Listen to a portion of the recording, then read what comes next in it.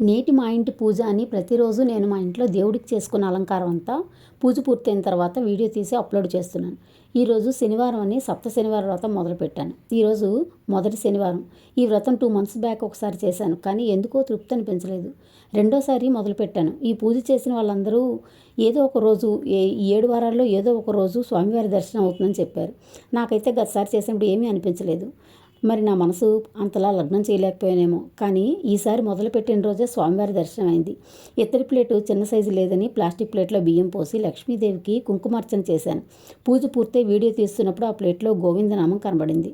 చుట్టూ తెల్లని బియ్యం, మధ్యలో తమలపాకు మీద ఎర్రని కుంకుమ గోవిందనామంలానే అనిపించింది. చూడండి, మీకు కూడా అనిపిస్తే కామెంట్ చేయండి. ఈ నామాల వాడ వెంకటేశుడా, 3 నామాల ముద్దు శ్రీనివాసుడా.